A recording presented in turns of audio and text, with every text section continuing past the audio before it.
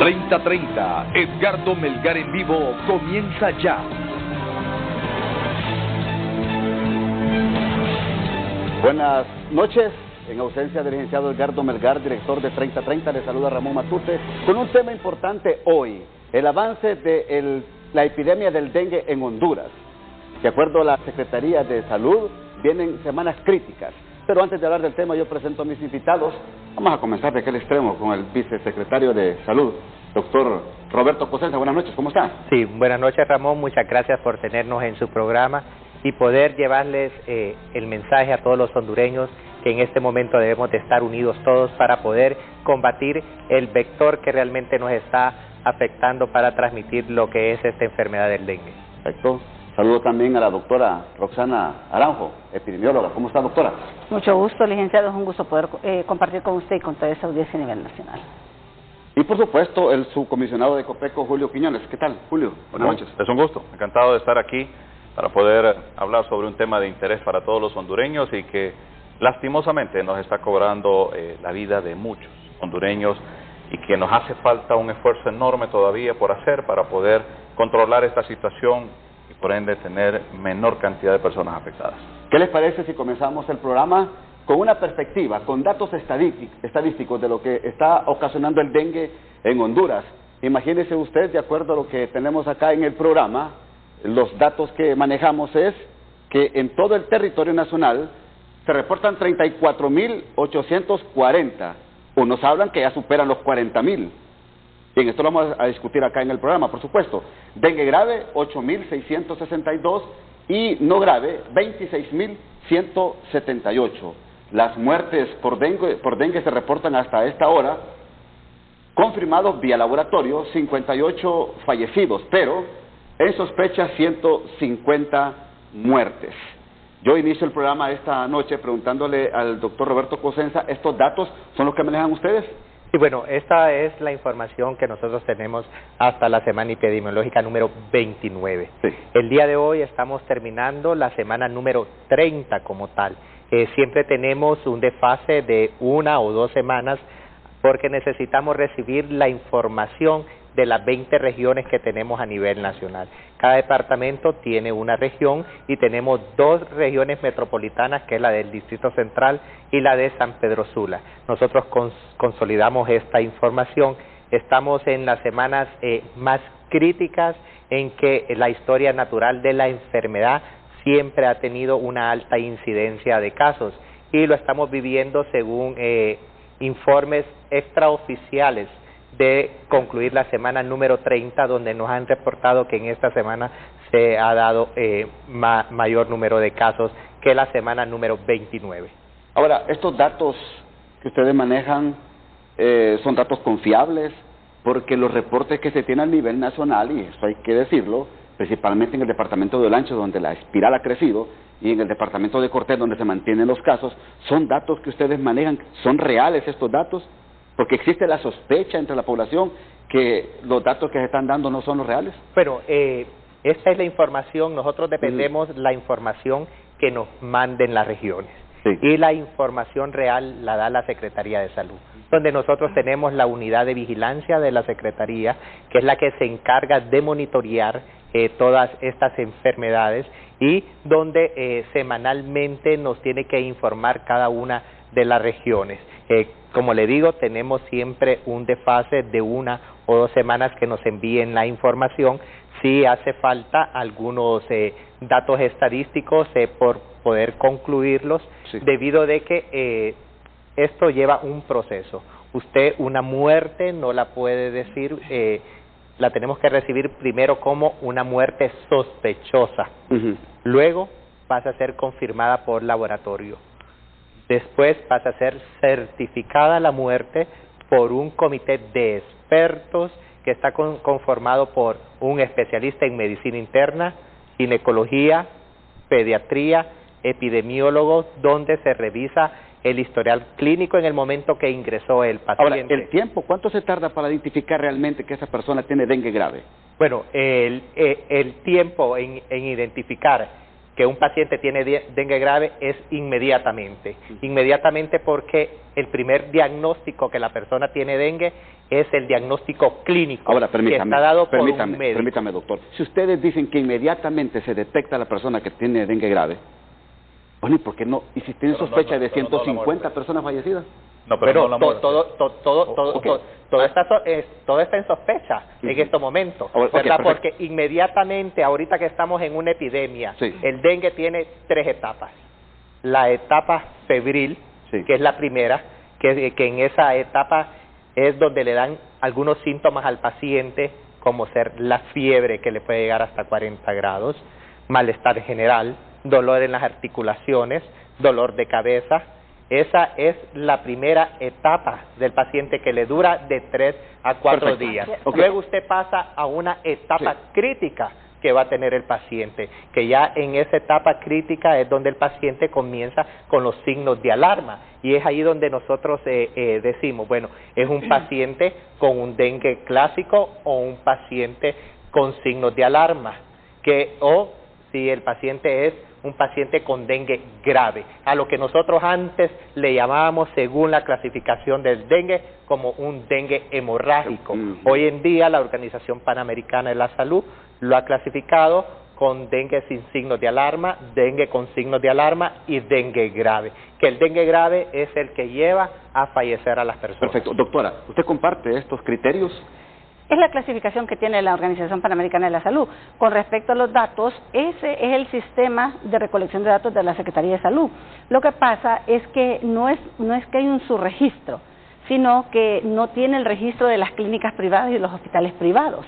Solo el Distrito Central, la región metropolitana, es que hace ese monitoreo diario de cuántos pacientes, por decirle un nombre, hay en tal clínica privada o en tal hospital, pero el resto de las regiones no hacen ese monitoreo. O sea, percibo entonces que usted está en desacuerdo con estos datos. No, es que el desacuerdo no, ese es el dato que llega al sistema público de salud, pero el sistema privado no lo tiene reflejado. Siempre. ¿Y estos datos privados? No, ¿En cuánto cree usted que pueden oscilar? Es un 20%. Es decir, aumentamos un 20% en el caso de muertes por dengue. En un 20%, no. Dengue grave. No, digamos, si usted me dice que un 20%... En los casos, en eso, porque la mayoría de los dengues graves que no se han podido manejar en la privada, se los mandan al hospital público cuando ya están en una etapa de shock irreversible. ¿Usted cree que son 58 personas muertas por dengue grave? No. ¿O cree que hay un número más alto confirmado? Yo considero que esos 150 es el reporte que tiene la Secretaría, pero creo que podríamos alcanzar hasta los 200 fallecidos en este momento. ¿En este momento? Sí. ¿Por dengue grave? Sí, yo creo que sí. Ese es el dato que podríamos estar manejando, entre 200 personas que han fallecido. Pero ese es el registro que tiene la Secretaría, porque ese es el sistema de vigilancia que tiene. Ese es el sistema de vigilancia. El problema es que estamos en un momento de epidemia donde el diagnóstico de dengue es clínico. El laboratorio le compensa a usted otras situaciones, sobre todo las complicaciones, cuando ya hay fallas orgánicas, o sea, multiorgánicas. ¿Y qué pasa con este sistema de vigilancia? ¿Hay que fortalecerlo, doctora? Definitivamente. ¿Es muy débil actualmente en el país? Hay que fortalecerlo con las instituciones privadas, sobre todo en momentos así de crisis. Por ejemplo, la región de San Pedro Sula ya estuviera monitoreando todas las clínicas privadas y los hospitales privados, porque al final de cuentas hay un porcentaje de la población que no van al sistema público, sino que se van de un solo a la clínica privada, al hospital privado, y ese es el subregistro que siempre ha existido, porque nunca se ha registrado el sistema privado como tal. Ahí está Seguro Social que reporta, Seguro Social le reporta a la Secretaría, y están las 18 regiones, 20 regiones, 18 departamentales y dos regiones metropolitanas, que San Pedro Sula y el Distrito Central, más los hospitales. Ahora, yo le quiero hacer una consulta, porque mire, si se habla que el problema del dengue en Honduras es cíclico, que viene a representar un impacto a la salud hondureña cada 6 años. Ya no. ¿Ya no? No. O sea, usted está contradiciendo lo que dice la OPS. No, ya no puede ser cíclico, no podría ser cíclico. Antes hablábamos de 3 o cada 4 años, y no estoy contradiciendo la Organización Panamericana de la Salud, sino que tenemos todas las condiciones como para que todos los años sean eminentemente epidémicos. Entonces, todos los años debe de prepararse el gobierno. Exacto. ¿Y por qué no se prepara el gobierno? Le consulto a usted, que es su comisionado de Copeco, por favor, ¿por qué no se prepara a tiempo el gobierno para prevenir este tipo de enfermedades y de epidemias? Pero no solo el gobierno. Esto no puede ser solo responsabilidad del gobierno. El gobierno maneja la administración pública en salud. Y cada ciudadano. Es cierto, y yo comparto con usted. 9 millones de hondureños, Ramón. Haciendo la labor preventiva, no tendríamos problemas de dengue. Es facilito. Eliminando criaderos, siendo aseado con el manejo del agua, teniendo ese cuidado, no tendríamos problemas de dengue. O sea, esta cuestión es muy sencilla. Ahora, todos los años tenemos que prepararnos. Sí, no, todo el año debemos estar trabajando, todos los años. Y revisás el récord histórico, 1999, algo reciente. Fueron 18,000 casos. Y así todos los años. Hay unos años mucho más altos como este, que creo es de los más críticos, excepto el que usted mencionaba. ¿Dónde está la falla entonces? ¿Dónde está la falla? Vamos ahí. Por favor. Hay que trascender. El dengue es una enfermedad multifactorial que depende de un montón de circunstancias. Entre las principales está el abastecimiento del agua potable. Es decir, si nosotros tenemos una población que solo cubre el 60% o 65% del abastecimiento del agua potable, significa que tenemos un 35% de la población que no le llegue ese recurso. ¿Sí? Y que tiene que agenciárselo de cualquier forma. ¿Y cualquier forma qué es? Comprándolo en los tanques cisterna, ¿sí? Es sumamente costoso y es alto. Entonces, ¿qué hace la población? Acumula agua, almacena agua, sin las precauciones del caso. Es decir, sin taparlos, sin estarlos lavando una vez por semana. Ese es uno. El otro es el déficit de los desechos sólidos. Hay un déficit casi igual. Entonces, ahí vamos acumulando dos factores. El calentamiento global tiene mucho que ver ahora. El impacto. Enfermedades tropicales. Definitivamente. Y no solo es el crecimiento poblacional. Y no solo es arbovirosis. Esto lo que pasa es que tiene complejidad desde el punto de vista médico-clínico y desde el punto de vista del vector. Ahora, Julio, ¿los agarró desprevenidos? No, nosotros, declaratoria de emergencia 2 de julio. La epidemia del dengue agarró desprevenido al gobierno, agarró desprevenido los registros, la seguridad sanitaria del país. SINAGER le trasladan el 2 de julio, declaratoria de emergencia a nivel nacional, y dice SINAGER se encarga. Nosotros empezamos a operativizar esto. Y los resultados se han estado generando en la medida que hemos ido trayendo los recursos, teniendo los insumos, la Secretaría de Salud aportando lo que tenían en inventario. Financieramente el SINAGER decide hacer incrementos, el Presidente de la República altamente comprometido, yo debo decirlo. Yo he estado en las reuniones presentes y el hombre ha dicho lo que sea necesario para poder contrarrestar esta situación. Pero hay una situación, Ramón, hay un tema nuestro, nosotros culturalmente hablando debemos cambiar. Nos costó aprender a usar el cinturón de seguridad. Después del cólera nos costó aprender a lavarnos las manos. Hoy, después de esta situación, debemos aprender a ser cuidadosos en nuestra casa. ¿Tenemos problemas de agua? Sí, es cierto. ¿Tenemos problemas con el manejo de los desechos sólidos? Sí, sí es cierto. Estamos creciendo en las zonas urbanas y periurbanas, hay un crecimiento poblacional increíble. Si la capital está doblando su perímetro cada 15 años. ¿El 3 de julio? ¿Cuánto fue? 2 de julio. 2 de julio. 2 de julio. Doctor, ¿fue tarde esta declaratoria de emergencia? No, esa fue la declaratoria nacional. Esta fue la segunda declaratoria. Sí, porque venimos de que desde el comienzo de año se viene trabajando.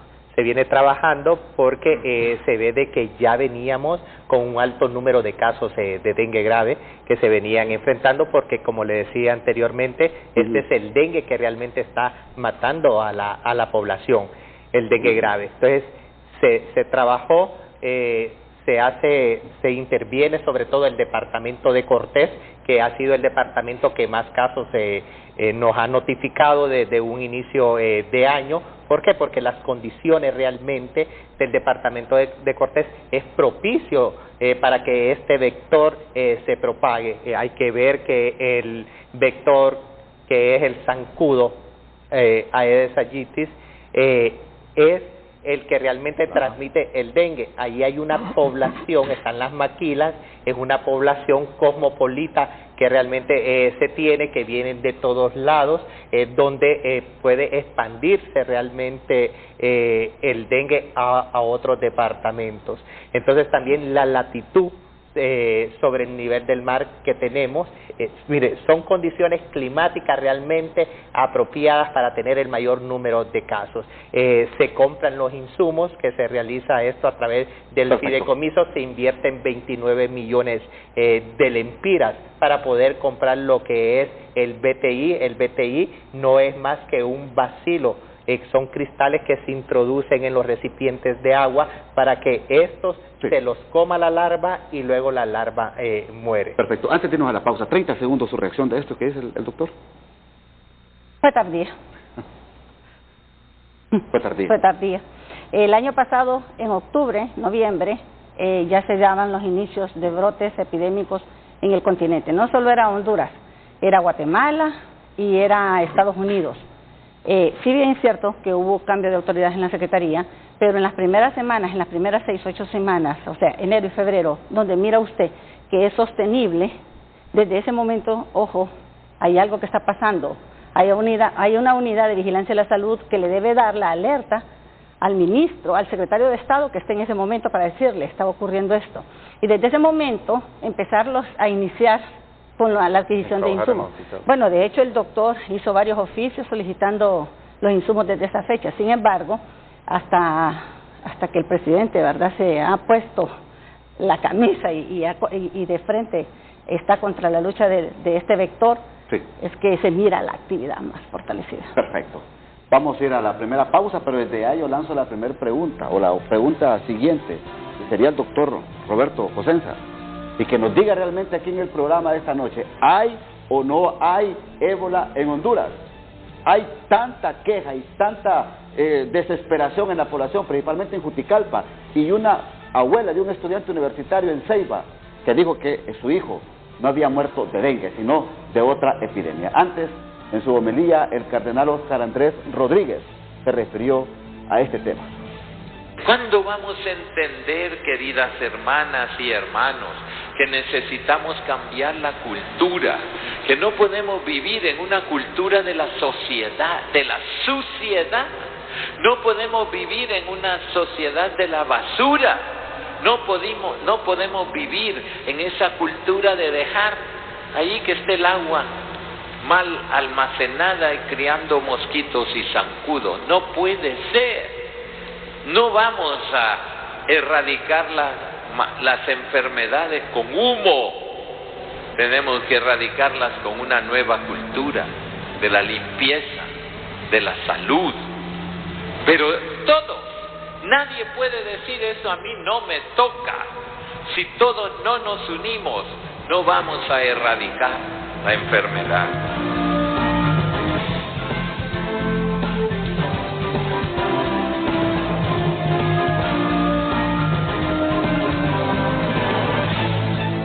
Seguimos en vivo en 30-30 esta noche hablando del tema del dengue, pero antes de irnos a la pausa, yo le consultaba al subsecretario de Salud, Roberto Cosenza, sobre el tema del ébola.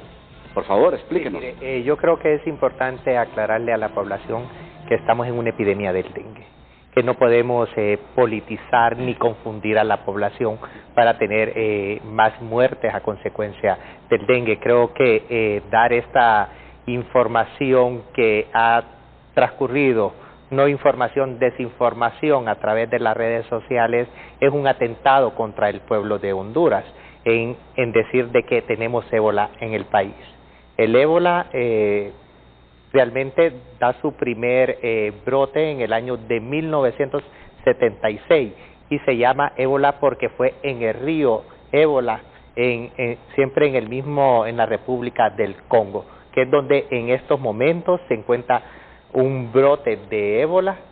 La Organización Panamericana de la Salud ha dicho de que es aproximadamente más de 20 personas que se tienen con este brote de ébola, y es diferente la forma de transmisión del ébola al dengue. Sí. Nosotros como Secretaría de Salud nos mantenemos vigilantes según la alerta que ha mandado a todos los países, y en ningún país de América Latina hasta los momentos ha habido un caso de ébola. ¿Ustedes se comprometen como Secretaría de Salud comprobarle clínicamente a la señora de Ceiba, la abuelita de este estudiante universitario de apellido Urbina, que él murió de dengue grave? Mire, la diferencia del dengue y del ébola: el dengue es transmitido por el zancudo, el ébola es transmitido por cualquier secreción. Contagio es transmitido de humano a humano, es transmitido de humano a hombre, de humano a animal, es por cualquiera de las formas de una secreción que nosotros podemos tener. Okay. Y hasta los momentos el laboratorio de vigilancia en nuestro país ha descartado de que podemos tener un caso. Y yo creo de que en esta forma Ramón, tenemos que ser responsables con la población de Honduras y no podemos estar jugando con la salud. Les estamos diciendo nosotros a los hondureños que no se automediquen, que acudan a su establecimiento de salud más cercano. Imagínese una persona desesperada creyendo que es cualquiera de estas otras enfermedades que se han inventado, toma otro medicamento que está contraindicado para el dengue, que empeora su cuadro clínico. Perfecto, doctora, por favor. Definitivamente, mire, yo creo que en este caso particular es sumamente doloroso. Yo soy abuela y es más, nadie de mi familia, ni siquiera un vecino, es doloroso que fallezca por una enfermedad como esa del dengue, que es prevenible. Sin embargo, a veces sí tenemos que ser un poco más cuidadosos con lo que nosotros decimos. En el caso del ébola, yo particularmente yo no quisiera que nunca viniera al país, que nunca. La tasa de mortalidad del ébola es tan alta que va desde el 25 hasta el 95%, y en África alcanza el 95%, es decir, la mayoría de las personas altamente mortal. Claro, es altamente mortal y se transmite de persona a persona con una poquita de secreción que usted pueda que le pueda salir a usted, ya otra persona puede quedar infectada. Claro que son enfermedades de notificación obligatoria en el mundo, no solo en esos países, sino que son de notificación obligatoria. En el caso del joven, cuando se sospecha que no es dengue, lo ideal es hacer una autopsia realmente, porque es el único estudio que le va a decir a usted qué fue la causa de fallecimiento. ¿Usted recomienda entonces una Eso hubiera sido lo ideal en ese caso si había tanta sospecha, porque al final de cuentas él termina siendo tratado en un hospital privado de Atlántida de la Ceiba. Por favor, Julio. Yo creo que es altamente importante hoy no prestarse a la desinformación. Ramón, entendemos el dolor de la gente y por eso estamos trabajando de manera extraordinaria mañana, tarde y noche para poder contribuir y bajarlo la cantidad de personas que fallecen, pero yo creo que hay que ser muy responsables con eso. OPS generó su comunicado en donde aclara este tema del ébola, y ese otro comunicado que tú tienes ahí también de un equipo aquí en el país, y hemos hecho las consultas necesarias para poder aclarar de alguna manera. Entonces el mensaje a la población es que por favor sean altamente cuidadosos con difundir este tipo de información. Sí, la OPS ha también establecido un comunicado donde descarta en Honduras el mal del ébola, pero sí ha dicho y ha alertado a todos los países del mundo que es importante tomar en consideración que se encuentra concentrada en la República del Congo, de acuerdo a lo que dice el comunicado, pero que es importante que los países del mundo mantengan esa vigilancia sanitaria, epidemiológica, de tal manera de poder controlar esto. Por supuesto. Hay un comunicado también de la Sociedad Hondureña de Enfermedades Infecciosas, que lo vamos a leer aquí en el programa, porque es importante también conocer el punto de vista. Y rápidamente, los puntos más importantes. La enfermedad por virus de ébola se transmite en África, entre animales salvajes, y su reservorio principal son algunas especies de murciélagos, antílopes, primates y también puercoespines. No existe evidencia clínica, epidemiológica ni laboratorial de la presencia del virus de ébola en el continente americano y particularmente en Honduras, con más de 23,000 casos de dengue y 51 muertes reportadas en la plataforma virtual de la Organización Mundial para la Salud. La epidemia se ha desbordado en el territorio nacional con un alto número de casos severos y muertes por dengue, especialmente en escolares y adultos jóvenes. Esto es en parte lo que dice este comunicado, que es la posición de la Sociedad Hondureña de Enfermedades Infecciosas. Volviendo al tema del dengue, doctora Aranjo, desde enero, dice usted, tuvo que haberse decretado emergencia por este problema. Tal vez no desde enero, porque en enero lo que se venía viendo era un remanente de una alta incidencia de casos del año anterior. Sí. Pero si esta alta incidencia de casos todavía se mantenía en el mes de marzo, ojo, algo estaba ocurriendo, y sobre todo en la costa norte. Creo que la emergencia nacional debió darse por el mes de abril. Sin embargo, se dio una declaratoria sanitaria que llamaba la atención en 12 departamentos. O sea, en ese momento en 12 departamentos. Y es hasta el mes de julio que se declara la emergencia nacional. ¿Fue irresponsable la Secretaría de Salud? No les habría decir si irresponsable o no. De repente sí con mucha confianza en creer que se podía controlar ese brote epidémico de la costa norte. Sin embargo, es tan complejo el dengue es tan complejo y desde el punto de vista epidemiológico ya se visualizaba que un año iba a ser como este de crítico. ¿Por qué? Porque en cuanto al cuadro clínico de la enfermedad, recuerde que el dengue tiene 4 serotipos, el 1, el 2, el 3 y el 4. Y en algunas partes del mundo ya se menciona un quinto serotipo, pero eso nosotros todavía no lo tenemos. Ahora, pero desde hace un año. Pero lo que le quiero decir es esto. Favor. Si nosotros tenemos el dengue desde los años 70 y hemos sido anteriormente de manera cíclica cada 3, cada 4 años con epidemias, que ahora yo le digo, todos los años son eminentemente epidémicos porque tenemos todas las condiciones para que se den las epidemias. Sin embargo, nosotros hemos venido arrastrando un sinnúmero de casos de personas que por lo menos una vez en su vida han tenido dengue. ¿Qué significa? Que son miles y miles de personas que están susceptibles a desarrollar las manifestaciones graves de la enfermedad.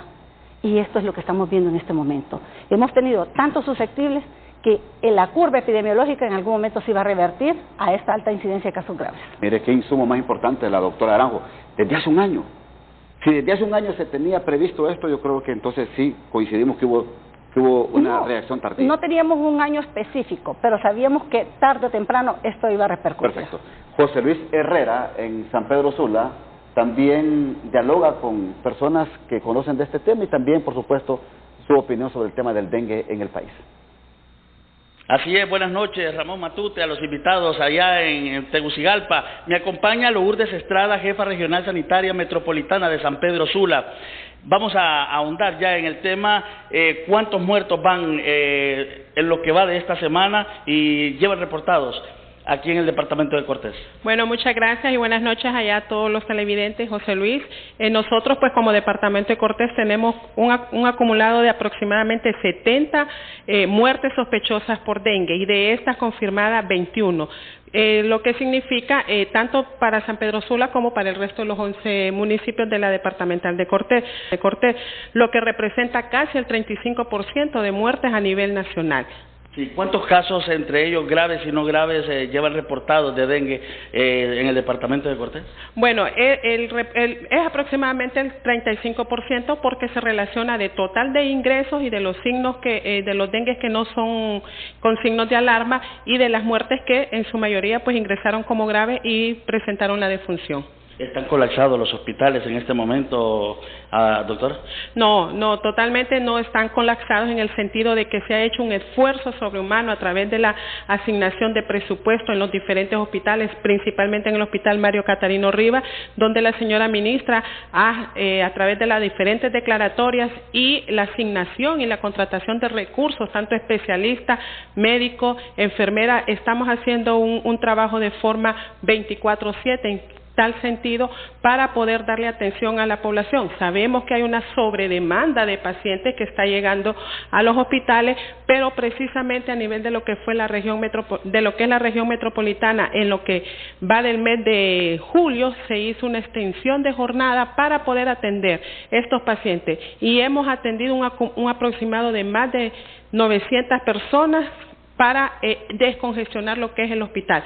Se han creado estas clínicas estabilizadoras de dengue en los municipios como Choloma, Villanueva, Choloma, Santa Cruz de Yojoa, Peña Blanca y en el Policlínico Miguel Paz Barahona, que sumado a esto viene a descongestionar los hospitales. Muchísimas gracias, doctora Lourdes Estrada, jefa de la región sanitaria metropolitana en San Pedro Sula, brindándonos las estadísticas. El departamento de Cortés es el departamento más afectado por dengue y San Pedro Sula como municipio. Regresamos a Tegucigalpa.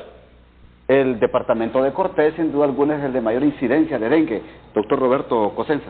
Sí, bueno, este es el departamento que ha dado el mayor número de cifras entre los departamentos de Cortés, Lloro, Colón.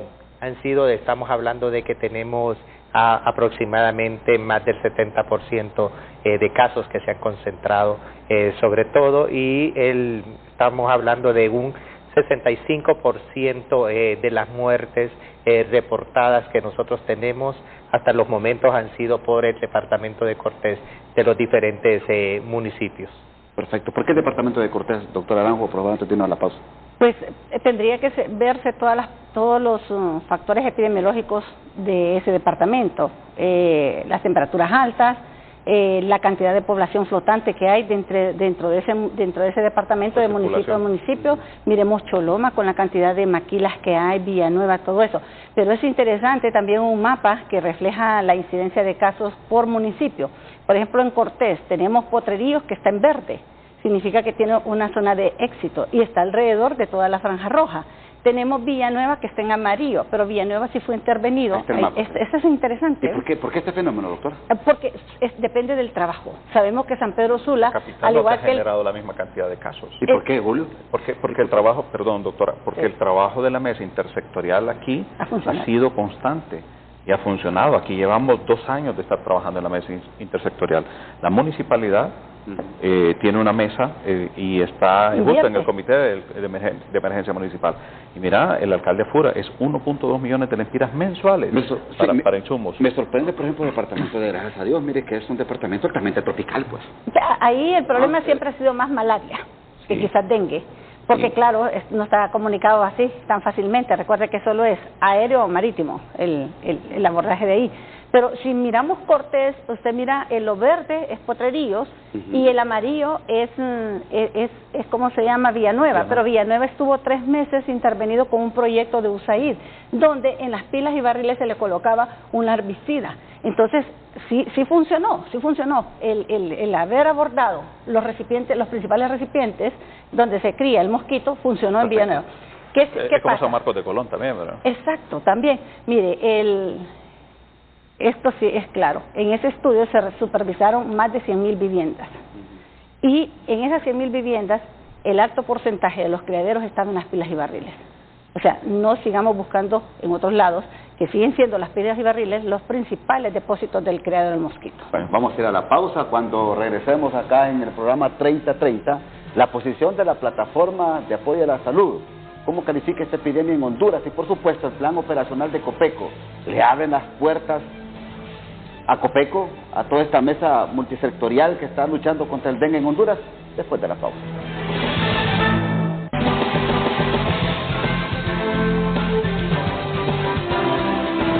El plan operacional de Copeco a nivel nacional y de esta mesa multisectorial, ¿cómo avanza?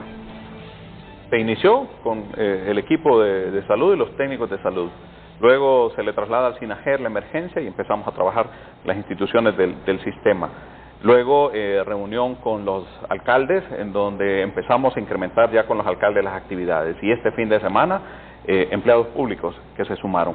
Pero operacionalmente estamos en los 298 municipios trabajando con los recursos suficientes. En camino, entre lunes y martes, tenemos más bombas termonebulizadoras, las bombas fijas también, para poder incrementar nuestra capacidad operativa y poder cubrir un poco más de territorio. Y lo que hemos hecho, Ramón, es trabajamos en la mañana. A las 6 de la mañana ya estamos en el barrio que nos corresponde hasta el mediodía. Fumigamos, aplicamos BTI y hacemos eliminación de criaderos, pero también estamos trabajando de noche, de las 5 de la tarde a las 8 o 9 de la noche. ¿Abren las puertas cuando lleguen de casa en casa ustedes? Todavía nos hace falta. Hemos medido cantidad de casas. Yo siempre voy a poner el Hato en Medio como ejemplo, y perdonen los vecinos del Hato en Medio, pero ellos saben que hubo un montón de gente que no abrió las puertas de su vivienda. Más del 33% de las viviendas no fueron abiertas. En La Joya tuvimos aproximadamente un 15% de viviendas que no fueron abiertas. O sea, todavía hay personas que no nos abren. Fíjate que en la Kennedy, Ramón, tenemos un poquito más de participación de la población. Y yo podría decir que el número ahí es bastante significativo en el sentido de que son pocas las que se quedan, y si se quedan tienen una razón de ser. Ahí sí hemos estado teniendo mayor participación de la población. Colonias como Villanueva, Los Pinos, Cerro Grande, colonia como la 3 de Mayo, Villanueva, Zapote Norte, Zapote Sur, todas estas colonias. Villanueva, que fue de las primeras que empezamos a intervenir y que estuvimos alrededor de un mes, ya hicimos los 3 ciclos ahí en esta colonia. Fue complejo al inicio, pero en la medida que íbamos interviniendo, fuimos incrementando. Solo hay un pequeño sector todavía que nos hace falta por atender, por otra condición ahí, pero al final la gente terminó entendiendo. Miraflores estuvimos, y Ramón, ahí fue apertura completa en los municipios. Hemos visto este fin de semana que tuvimos esta mega actividad del día en donde participación completa de un montón de instituciones. ¿Ustedes creen, Julio, que no ha existido valor por parte de las alcaldías municipales por parte de la Secretaría de Gobernación y Justicia y Municipalización y todo lo que contiene esta Secretaría en aplicar sanciones a los dueños de solares baldíos privados y también ejidales y también municipales, el mismo gobierno con los terrenos nacionales, en aplicar sanciones fuertes, porque realmente es ahí donde se debe de comenzar. Mire, cuando miran la sanción es cuando se actúa. Sí, estoy de acuerdo. ¿Por qué no se ha hecho? Lo del cinturón funcionó porque nos sancionaban si no andábamos en Claro, cinturón, ¿verdad? y ahora que claro. los carros hay que... Pero parte de la, Ramón, parte de la reunión esa que se tuvo con el presidente, la instrucción es a todos los gobiernos locales y se habló con la gente de Lamón, el presidente de Lamón, la declaratoria de emergencia y las ordenanzas municipales necesarias para aplicar sanciones a aquellos vecinos que no colaboran.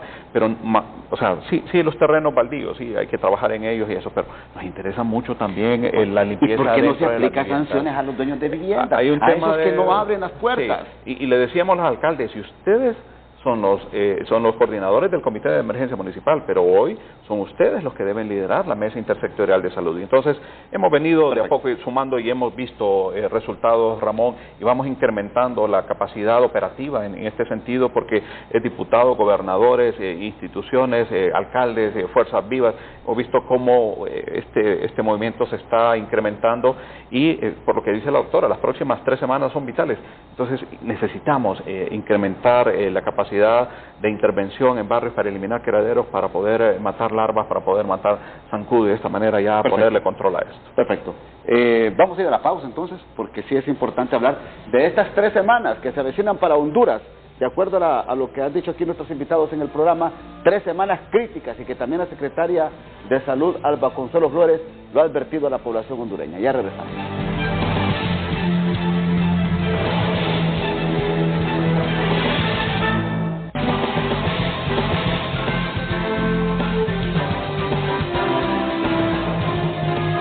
El periodista Alex Laínez ha platicado con la doctora Suyapa Figueroa, presidenta del Colegio Médico Hondureño y también de la plataforma, referente a este tema. Escuchemos. Muy buenas noches a Ramón Matute y televidentes de 3030. Me acompaña la doctora Suyapa Figueroa, presidente del Colegio Médico de Honduras y también coordinadora de la Plataforma Ciudadana en Defensa de la Salud y Educación. Primera consulta, ¿cómo está apoyando la plataforma en esta emergencia por dengue? Doctora, muy buenas noches.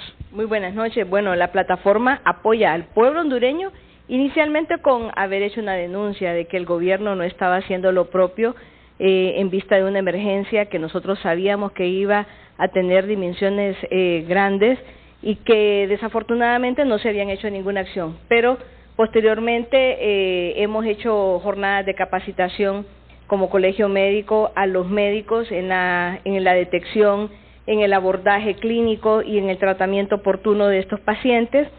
Hemos hecho como plataforma también con los docentes una jornada de instrucción a los niños en la detección de criaderos, cómo combatirlos. Sabemos que los niños tienen un compromiso especial cuando se les enseña a prevenir enfermedades. Creemos nosotros que este es un aporte enorme que se ha dado. Se han hecho jornadas de limpieza dentro de los centros educativos y además hemos hecho incidencia en 2 departamentos, en La Paz y se iniciará esta otra semana en Santa Bárbara, en donde creemos que nosotros que para finales de esta semana se va a ver una enorme reducción del número de casos. También hemos hecho, pues además del acompañamiento del expertise de las personas que fueron relegadas en un determinado momento de las acciones y que se han incorporado y que están haciendo estas acciones justamente en el departamento de La Paz, sobre todo en este momento. Doctora Suyapa Figueroa, ¿los hospitales están bien abastecidos para esta emergencia? No. Indudablemente lo que más hace falta, sabemos que cualquier cosa en un sistema que fue deteriorado y que en este momento no le puede dar atención ni siquiera a lo que normalmente, a la demanda que normalmente existe, no le puede dar adecuado abordaje a una sobredemanda, que es la que impone una epidemia como la que tenemos, de las dimensiones que la tenemos en este momento, que ya le ha cobrado la vida a más de 100 ciudadanos. Sin embargo, lo que más carece es de espacio, indudablemente del personal humano.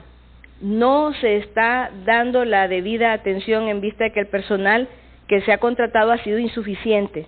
Y no estamos hablando de especialistas, estamos hablando de médicos generales, la atención primaria, que ellos pueden dar los pacientes en sus centros de salud, en los centros de primera atención, y estos definitivamente no se han contratado. Nosotros diríamos que esa sería una acción a hacer con prontitud y que se debe hacer en lo próximo, y nosotros comprometernos a dar la capacitación a esos médicos generales en el abordaje, en la atención de los pacientes que estén graves por esta enfermedad.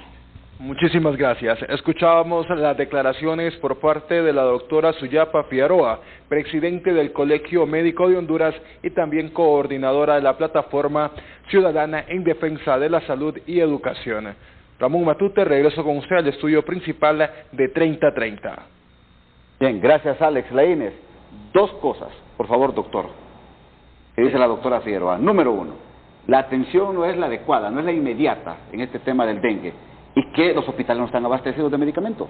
Sí, bueno, mire, desde que comienza la epidemia y se tiene la primera declaratoria, se han abastecido los hospitales de los insumos necesarios. Los 32 hospitales a nivel nacional, según la red hospitalaria que nosotros manejamos, cuenta con el abastecimiento tanto de insumos como de medicamentos. El medicamento indicado para tener en caso de un paciente con dengue es el acetaminofén. Todos los hospitales tienen acetaminofén, tienen sueros y sales de rehidratación oral en estos momentos que nosotros hemos estado abasteciendo los pacientes. Hay que ver una situación, estamos en una epidemia, ningún hospital tiene una sala específica de dengue.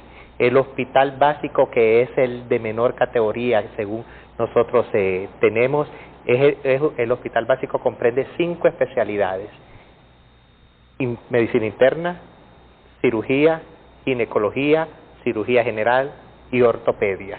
Ninguno tiene una sala específica para tratar el dengue. ¿Qué es lo que está pasando en estos momentos? El paciente no está llegando realmente a tiempo a recibir esa atención médica. Debería de ir la persona en cuanto presente fiebre, acudir a su establecimiento de salud más cercano. Doctor, para poderle dar el manejo al paciente. Permítame, doctor. Bueno, si vamos a tener el dengue permanente cada año en Honduras, ¿por qué no establecer estas salas especiales para tratar personas con dengue? Mire, ¿por qué no comenzar a construir los centros hospitalarios de Honduras estas salas especiales? No. Porque no es la base nosotros tener una enfermedad permanente en el país. La base es prevenir que todas estas, porque en este momento es el dengue, pero el zancudo no solo transmite el dengue.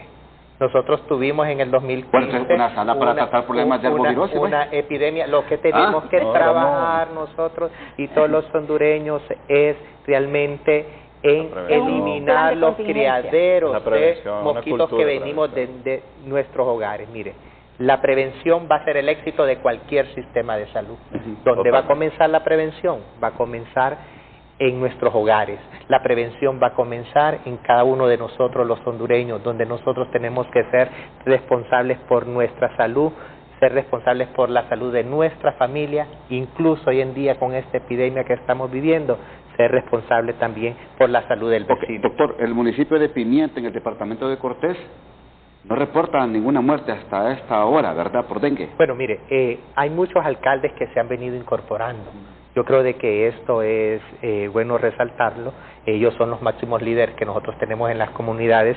Por eso el presidente vio a bien también invertir 50 millones de lempiras para que se les transfiera a las alcaldías y puedan trabajar sobre todo en estas medidas de prevención. Nosotros realmente vamos a seguir recibiendo enfermos en los hospitales mientras no hagamos esas medidas de prevención. Mientras nosotros no controlemos el ciclo del vector, que es el zancudo, vamos a seguir teniendo más enfermos en los hospitales. De nada nos va a servir, Ramón, realizar 11.000 fumigaciones pero si la larva la tenemos en nuestros hogares y sigue creciendo. Eso estoy de acuerdo. Yo creo de que aquí tenemos que hacer conciencia todos. Mire lo que ha pasado en el municipio de Santa Cruz de Jehová. Tenemos ahí unas imágenes esta noche, porque el alcalde Marlon Pineda está trabajando en este municipio también para prevenir esta enfermedad, eliminar criaderos de zancudo. Ahí donde Copeco también, ahí están las imágenes, mire. Esto es lo que este es el plan operativo de trabajo en barrios y colonias del municipio de Santa Cruz de Jehová. Y los jóvenes se han involucrado directamente, sin colores políticos, se han involucrado a trabajar. Por favor, Julio. Mira, Ramón, y debemos reconocer esfuerzos. Yo estuve con el alcalde de Santa Cruz y estuvimos hablando un poco sobre cómo ellos han estado manejando esta situación y cómo han decidido invertir incluso para poder atender. Ellos tienen una condición complicada. Mañana incluso vienen para acá, porque vienen a traer un insumo que nos están pidiendo que les apoyemos y que aquí hemos logrado encontrar. ¿Por qué? Porque esa voluntad es la que necesitamos, pero en los 298 municipios. Claro. Mira, el alcalde Fura, no le gusta mucho, pero el hombre ha invertido recursos, le ha dado a la Secretaría de Salud 1.2 millones mensuales para poder comprar combustibles y ese tipo de cosas, más el equipo del Comité de Emergencia Municipal, más la Gerencia de Salud, más todo el equipo de limpieza trabajando en este tema. Y como ese, hay una lista larga de alcaldes que sí han hecho las cosas como deberían. El de San Francisco, ahí también, en Yohoa. Y pregunta de qué color político son. Yo estoy reconociendo en ellos, y tú sabes mi afiliación política, pero yo estoy reconociendo en ellos en el esfuerzo, porque aquí ya no se trata de ningún color político, no se trata de religión, sino de trabajar por el bienestar del ciudadano, Ramón. Doctora, por favor actualíceme datos. Y esto es preocupante porque de acuerdo a las semanas epidemiológicas, estamos hablando que hoy concluye la semana número 30. Mañana inicia la semana 31. Pero los casos de dengue aumentaron cada semana. Exacto. Cuando nosotros nos... ¿Le parece que lo hacemos después del corte comercial? Perfecto. Perfecto, vamos a la pausa y ya regresamos. Doctora, actualíceme los datos, por favor. Bueno, ¿por semana? Por semana epidemiológica los tiene el doctor Cosenza. Bueno. Doctor, así rápido. Sí, bueno, hemos nosotros en estas últimas 3 semanas, estamos hablando de que desde la semana número 26, realmente ha venido en un ascenso de casos. Semanalmente se ha venido reportando un promedio de más de 1,000 casos semanales. Y como bien estamos en la etapa de que hasta la semana 37 nosotros podíamos tener el pico más alto de casos. Se tiene una proyección, según los expertos, estamos hablando de más de 142,000 casos de dengue que nosotros podríamos tener a final del año. A final de año, si realmente nosotros no trabajamos en esas medidas de prevención. ¿Esto implica, doctora Aranjo, entonces que son 42,000 hasta ahorita? Podrían ser 140,000 al final del año. Eso es lo que estábamos hablando. Estamos esperando entonces que Dios no lo permita. Que 100,000 personas más. Y que los esfuerzos que se hagan sean productivos. Ese esfuerzo que se ha hecho por parte del Poder Ejecutivo en las últimas semanas, que es un esfuerzo enorme financieramente también, pero sabemos que las vidas humanas no tienen ningún precio. Entonces es un esfuerzo enorme que tenemos que hacer como población. El pico más alto de las epidemias lo hemos alcanzado en la semana epidemiológica número 37 generalmente. Eso es en la segunda semana de septiembre, pero podríamos estarlo alcanzando nosotros en las próximas 3 semanas. Es decir, los 9,000 casos que teníamos cuantificados para esa semana, podríamos tenerlo en estas próximas 3 semanas. Y a eso es que nos referimos nosotros, que son cruciales, porque de eso va a depender qué giro tome la epidemia. Si va a llegar a un descenso o si en una forma ascendente. Julio, por favor, para ir despidiendo ya tu participación aquí en el programa. Clave es el esfuerzo que hagamos hoy, todos, involucrándonos todos, absolutamente todos. Y de verdad yo voy a insistir en la invitación a la ciudadanía a que se sume a este esfuerzo. Podemos fumigar los barrios que quieran, la cantidad de veces que quieran, aplicar BTI en las cantidades que ustedes quieran. Pero el ciclo se rompe, cuando nosotros eliminamos los criaderos de zancudo. De esta manera vamos a poder minimizar la cantidad de casos a nivel nacional. Es sumamente importante que el pueblo hondureño también sea parte de este esfuerzo. 10 segundos, doctor, para que se Sí, yo solo le quiero decir, no deberíamos de tener más muertes por dengue.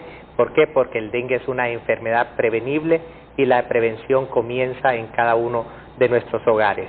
Y decirle a la población que lo que realmente está circulando en nuestro país es el dengue y no es otra enfermedad. No nos automediquemos y acudamos al establecimiento de salud más cercano. Doctora, 10 segundos. Bueno, decirle a la población que prácticamente el 70% para cortar esta transmisión de este virus tan letal que está siendo en este momento está en nuestras manos. La eliminación de criaderos es fundamental, las fumigaciones son complementarias y sobre todo llevar a nuestros familiares en las primeras 24 horas a un centro de salud. 12 horas dura una persona cuando está muy crítica. En las primeras 24 horas, sobre todo en los niños, porque esas 24 horas son cruciales para determinar en qué etapa del dengue está. Es que desde que le da fiebre debería de llevarlo al establecimiento de salud más cercano. Y son 4 días para usted entre a la etapa más crítica de la enfermedad. Les agradezco a los tres, gracias por haber estado acá en 30-30. Un privilegio.